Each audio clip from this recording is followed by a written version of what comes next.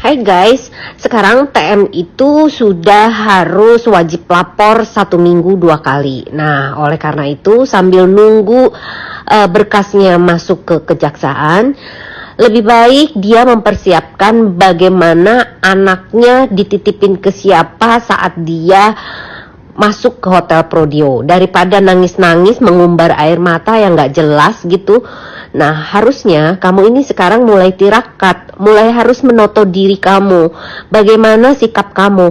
Kalau kamu tidak mendapatkan efek jera, justru malah kasihan anak kamu nantinya mendapatkan ibu orang tua yang selalu membuli dan pembenci gitu loh ya.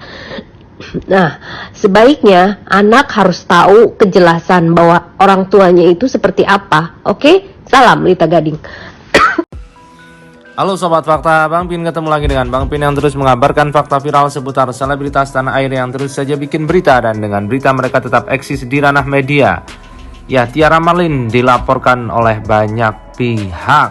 Selain Haji Faisal, Dr. Lita Gading juga sudah melaporkan Tiara Marlin atas dugaan kasus pencemaran nama baik pastinya.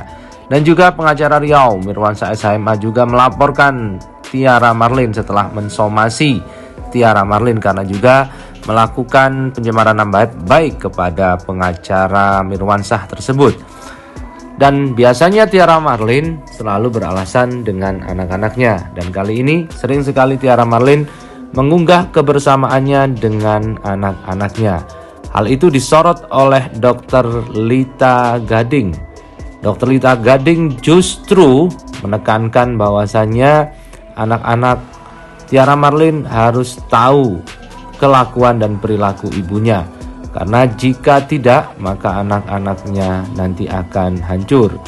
Itulah yang dikatakan oleh Dr. Lita Gading yang ingin memberikan efek jera kepada Tiara Marlin agar tidak sembarangan mengunggah cuitan-cuitan di media sosialnya untuk menyerang orang lain.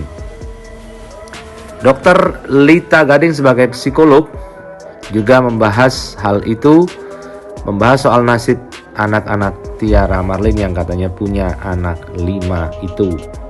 Guys, saya mau kasih tahu ya, secara psikologis sifat anak itu selalu meniru apa yang dilihat, apa yang didengar, apa yang dirasa, apalagi ini terhadap orang tuanya. Nah, ini saya akan memberikan sedikit saja pencerahan bahwa anak-anaknya TM yang masih kecil, yang dia selalu menangis-nangis mengatasnamakan anak-anaknya, justru itu bukan menjadi suatu kesedihan. Kita harus mendukung apa yang terjadi. Karena apa? Anak akan meniru tingkah orang tuanya dengan cara membuli, menghujat, memfitnah dan sebagainya. Nah, ini saatnya waktu yang terbaik untuk TM. Karena apa? Dengan sekolah dia di Hotel Prodeo, dia akan memberikan, semoga ya, berubah dengan sifat, karakter, dan pola pikirnya. Karena apa? Tidak semua anak-anak bahagia dengan ada pendampingan orang tuanya. Tapi akan lebih baik anaknya tanpa orang tua dengan pelatihan atau perkembangan atau mendidik dia menjadi seorang yang lebih baik. Sekarang kalau anak di lingkungan yang kurang baik, itu pun juga perkembangannya nggak akan baik. Jadi kalau menurut saya ini bagus sekali pembelajaran untuk siapapun kita para netizen, agar berikan yang terbaik, pola pikir dan contoh yang baik terhadap anak-anak kita, karena anak akan mengikuti pola asuh yang diberikan oleh orang tuanya, gitu loh guys. Jadi kalau menurut saya, sekali lagi Pak Hakim, Pak Jaksa, dan kepolisian, semoga kalian bisa memberikan efek jera yang benar-benar gitu. Saya bukan berarti tidak sayang sama dia. Justru saya ini kasihan terhadap anak-anaknya. Saya pembela anak-anak kecil yang terintimidasi dan yang terzolimi, termasuk anak-anaknya TM ini. Karena kalau tidak, perkembangannya akan semakin hancur apabila dia terus-menerus diasuh oleh seorang ibu yang tidak baik karakternya. Semoga ya dengan ditangkapnya, menjadi tersangka, dia akan benar-benar berubah, begitu loh.